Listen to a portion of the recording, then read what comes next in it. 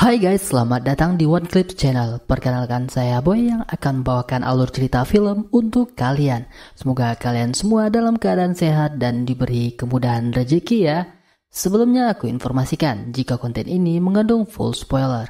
Film ini berjudul Kingdom of the Planet Apes.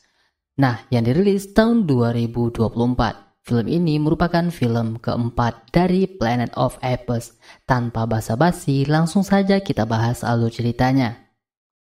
Sebelum itu teman-teman, cerita film ini berlatar 300 tahun setelah peristiwa War of the Planet Apes yang dirilis tahun 2017.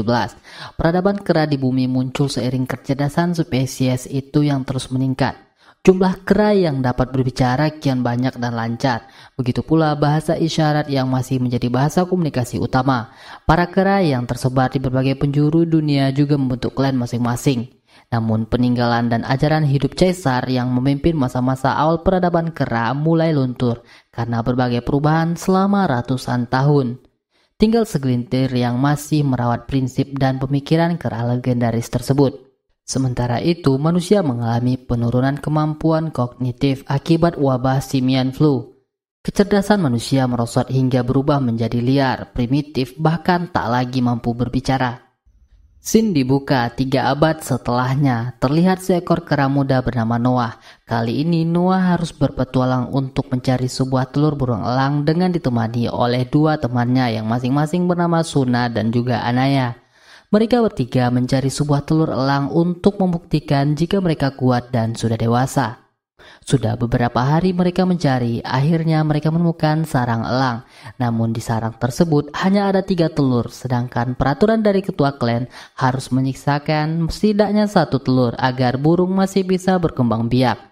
Lalu Noah masih belum mendapatkan telurnya, dan ia melihat sebuah sarang elang di sebuah bangunan yang paling tinggi, sehingga Noah pun nekat memanjat. Meski sudah diperingatkan oleh teman-temannya, namun meski begitu Noah berhasil mencapai sarang itu. Namun sempat terjadi masalah karena sang induk elang menyadari keberadaan Noah sehingga Noah sempat terjatuh. Namun beruntung Noah berhasil menggapai bangunan di dekatnya.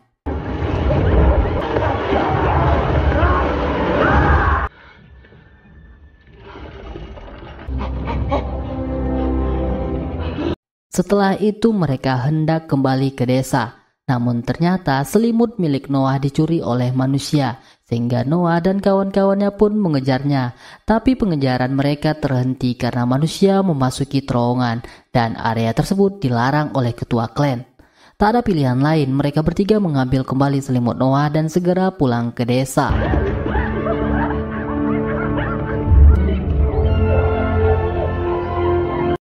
Sesampainya di desa, Noah dan lainnya disambut dengan gembira karena mereka berhasil kembali membawa telur elang. Tak lupa Noah juga bertemu dengan ibunya yang menyuruh Noah untuk segera menemui ayahnya, sekaligus sang ketua desa di sana. Setelah bertemu ayahnya, Noah pun memberikan selimutnya karena manusia dianggap berbahaya oleh mereka dan harus dijauhi. Ayah Noah sangat bangga dengan anaknya karena ia bisa mengambil telur elang di bangunan tertinggi karena ayahnya sendiri merupakan sang ahli burung dan klan mereka adalah klan elang. Setelah itu, ayah Noah memberikan selimut Noah kepada tetua di sana untuk mendapatkan saran dan pada akhirnya seekor kera kepercayaan diutus untuk mengusir manusia yang berkeliaran di wilayah desa. Do not understand. Equal sun small and a big. Malamnya Noah yang gabut mendengar suara dari tempat penyimpanan makanan dan Noah berniat untuk mengeceknya. Yang ternyata itu adalah manusia yang berniat mencuri makanan. Tapi masalah muncul karena telur elang milik Noah pecah akibat ulah dari manusia barusan. Tentu saja Noah pun bingung karena upacara akan dilaksanakan saat matahari terbit. Sehingga Noah akhirnya nekat untuk mencari telur yang lain pada malam itu juga. Meskipun perbuatannya akan sangat berisiko, baru beberapa kilometer perjalanan, Noah mendengar suara pertengkaran antara kera sehingga Noah yang penasaran langsung mengeceknya. Yang ternyata itu adalah kera utusan ayahnya yang sudah sekarat setelah bertarung dengan beberapa kera bertopeng. Namun sayangnya kawanan kera lainnya datang dan mencium bau manusia dari selimut Noah. sehingga para kera tersebut hendak pergi ke desa Noah dengan arah kuda milik utusan ayahnya. Pada akhirnya Noah hanya bisa berlari ke desa karena kudanya sudah ketahuan oleh kawanan kera bertopeng. Sayangnya Noah terlambat karena desanya sudah terbakar dan kawanannya sudah diajar serta ditangkap oleh sesama kera, dan para kera tersebut menggunakan senjata yang dialiri listrik. Noah kemudian hendak menyelamatkan ayahnya, dan bukannya menyelamatkan diri, ayah Noah malah sibuk membebaskan kawanan burung elang yang ada di sana. Sehingga satu gorila datang langsung menyerang mereka berdua. Meski begitu, mereka berdua berusaha sekuat tenaga melawan, tapi ujung-ujungnya mereka harus kalah dan membuat Noah terjatuh dan ayahnya pun tewas.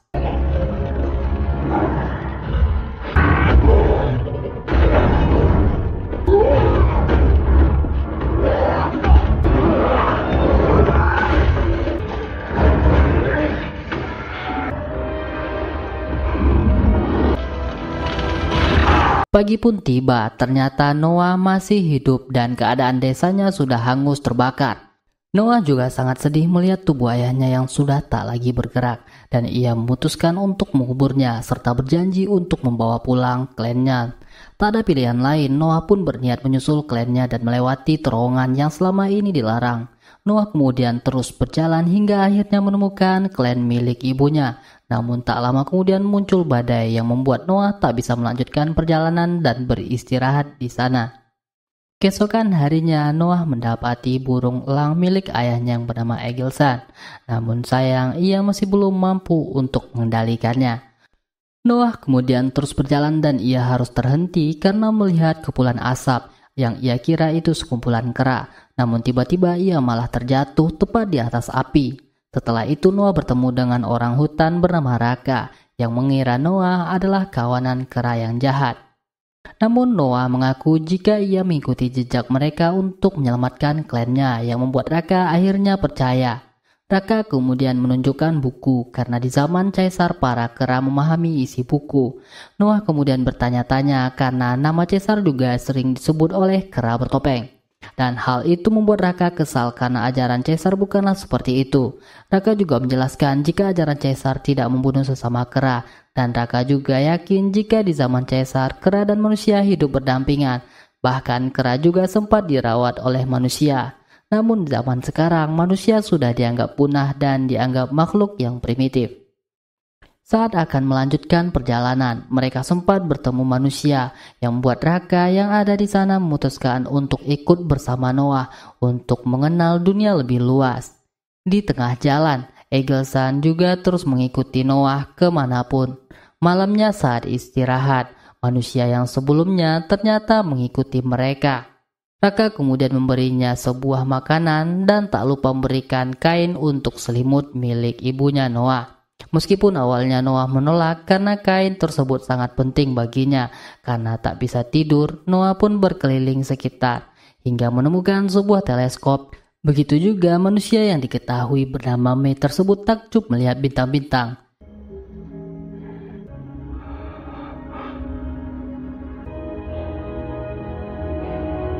Keesokan harinya mereka melanjutkan perjalanan dengan mengajak May. Meskipun Noah awalnya menolak, tapi Raka tetap mengajaknya.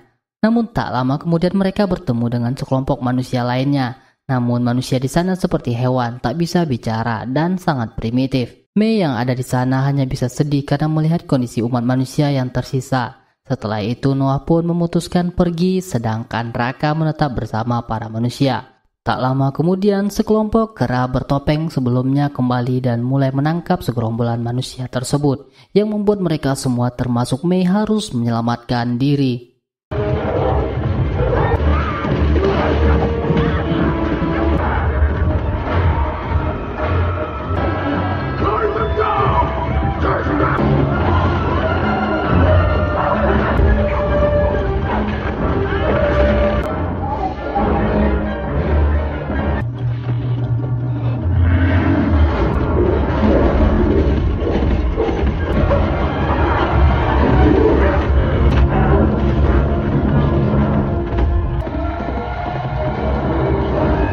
Mei kemudian hampir tertangkap, tapi beruntung Noah yang kembali berhasil menyelamatkannya, dan Raka juga berhasil selamat.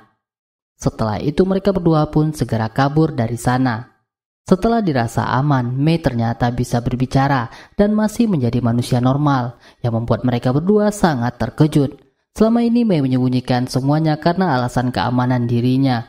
Mei juga mengaku jika selama ini ia hanya sendirian. Malam pun tiba, Noah menghabiskan waktunya untuk memperbaiki senjatanya, yang ternyata Noah berhasil memperbaikinya. Paginya mereka melanjutkan perjalanan dan harus melewati jembatan yang sudah rapuh, serta derasnya arus sungai. Tak ada pilihan lain, mereka segera menyeberang, namun masalah kembali muncul karena para kera sebelumnya sudah menunggu kedatangan Noah di sana, yang membuat Mei terjebur ke dalam sungai, dan Noah juga berhasil terpojok. Namun Raka harus hanyut ke dalam sungai karena talinya dipotong oleh si gorila akibat dari menyelamatkan Mei. Tersisa mereka berdua dan dibawa menuju kerajaan kera yang sangat amat besar terletak di pinggiran pantai.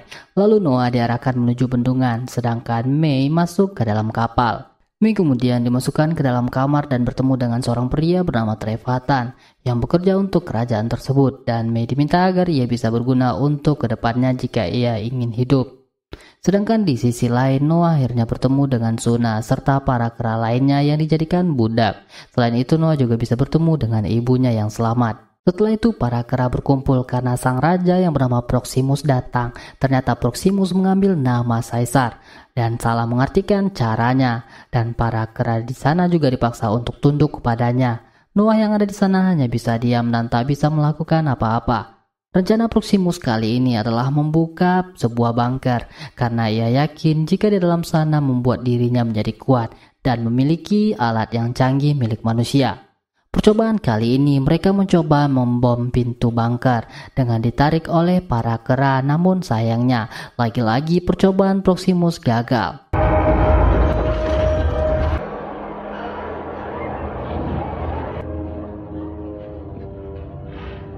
Setelah itu Noah dipanggil ke hadapan Proximus dan di dalam ia juga bertemu Ayana yang menjadi seorang pelayan. Alasan Noah dipanggil karena Proximus kagum dengan Noah yang berhasil memperbaiki senjata buatan Trevathan. Proximus berencana untuk melakukan evolusi kepada bangsa kera dengan membuka bunker yang bisa membuat para kera menjadi kuat. Selain itu, ternyata selama ini Mei tak sendirian. Ia sebelumnya bersama rombongannya yang berniat untuk masuk ke dalam bunker. Namun anak buah Proximus berhasil menghabisi mereka semua. Meski begitu, Proximus masih belum tahu cara untuk membuka bunkernya dan Mei memilih untuk tutup mulut. Selain itu, Proximus juga berusaha membujuk Noah agar tidak mempercayai ras manusia. Setelah itu Noah dibuat sedih karena ia gagal menepati janjinya kepada sang ayah untuk membawa pulang kliennya. Namun meski begitu ibunya selalu menyemangatinya. Tapi entah ada apa tiba-tiba Eagleson mau bertengger di tangan Noah untuk pertama kalinya. Malamnya saat Trevathan keluar, Noah menghampiri Mei. Tentu saja Noah kesal karena selama ini Mei sudah membohonginya. Kali ini Mei membutuhkan bantuan Noah, namun Noah memberi syarat jika Mei harus jujur. Mei kemudian mengaku berniat masuk ke dalam bunker karena di dalam berisi barang yang mampu membuat manusia bisa terus hidup, dan ia juga mengetahui cara masuk ke dalam bunker. Dengan begitu Noah akhirnya mau membantu. Noah kemudian mengajak Anaya dan juga Suna, namun Anaya menolak untuk ikut karena ia terlalu takut. Pada akhirnya Noah dan Suna yang membantu, namun tak lama kemudian Anaya datang karena ia tak bisa membiarkan teman-temannya berjuang sendirian. Mereka berencana untuk membuat peledak yang akan dipasang di bendungan untuk berjaga-jaga karena isi dalam bunker bisa rusak jika terendam air. Mereka semua mulai bekerja sama untuk menjalankan rencana. Namun tak lama Trevathan datang untuk memperingatkan mereka karena ia harusnya bersyukur bisa hidup karena Proximus. Mei mencoba mengajaknya untuk bergabung, namun Trevathan menolak dan membuat Mei harus menghabisinya karena dianggap berbahaya.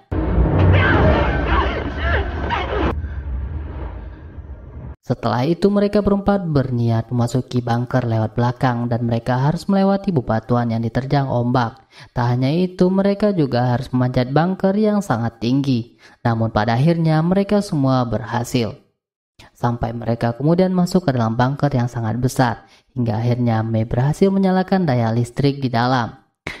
Kemudian menyuruh Noah menunggu, sedangkan ia mengambil alat penerima sinyal dan di dalam juga terdapat banyak senjata. Sedangkan Noah dan yang lainnya menemukan barang-barang milik manusia serta buku bergambar kera di dalam kurungan. Saat di pintu depan mereka juga menemukan beberapa tank dengan jumlah yang cukup banyak. Dan setelah itu Mei membuka pintu bunker untuk pertama kalinya.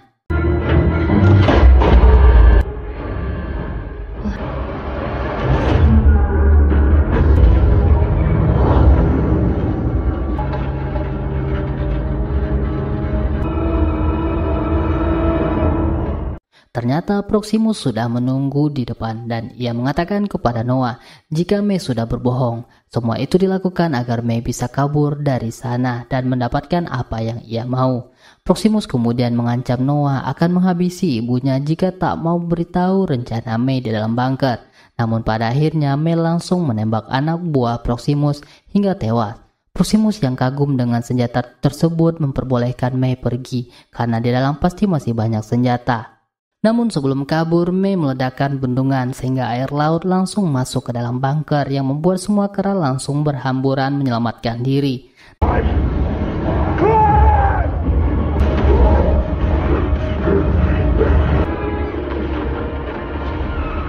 Namun Noah menggantikan posisi ayahnya dan menyuruh para kera untuk segera naik.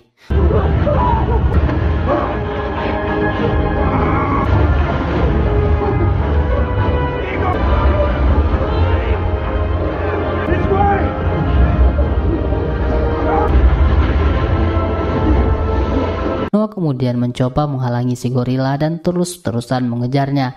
Namun pada akhirnya Noah berhasil membuat gorila terjebak dan berhasil menenggelamkannya.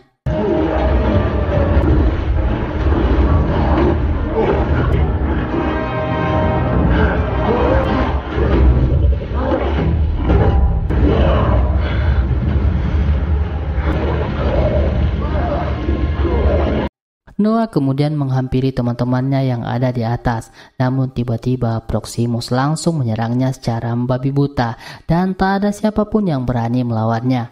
Proximus kesal karena Noah sudah menghancurkan rencananya bersama Mei.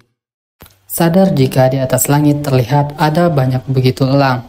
Kemudian Noah berusaha untuk mengakali sesuatu. Ia mengeluarkan sebuah suara yang membuat semua elang yang ada di atas langit mendatanginya dan dibantu dengan semua koloni dari klan elang. Semua elang tersebut lalu menyerang dengan brutal kepada sang raja. Kemudian Proximus tak mampu lagi banyak berbicara dan melakukan perlawanan. Ia hanya bisa pasrah karena semua elang tersebut telah menyerang dan menggerogotinya hingga pada saatnya ia terjatuh dari atas sana lalu tewas seketika. Scene beralih memperlihatkan tempat di mana tinggalnya Noah dan koloni elangnya. Di sana terlihat semua bangunan sudah terbangun dengan baik. Terlihat semua koloni hidup berbahagia. Tak lama kemudian, Mei datang menghampiri Noah dan meminta maaf kepadanya. Tampak dari raut wajah Noah begitu kecewa atas tindakan apa yang dilakukan oleh Mei sebelumnya. Namun dia meminta kepada Mei agar segera pergi dan meninggalkan koloninya karena ia tidak ingin bahaya mendatangi tempat tinggalnya. Lalu scene pun berakhir. Baiklah teman-teman, itulah akhir cerita film kali ini. Semoga teman-teman semua terhibur dan jangan lupa untuk meninggalkan jejak like, komen, dan subscribe. Sampai jumpa di video selanjutnya.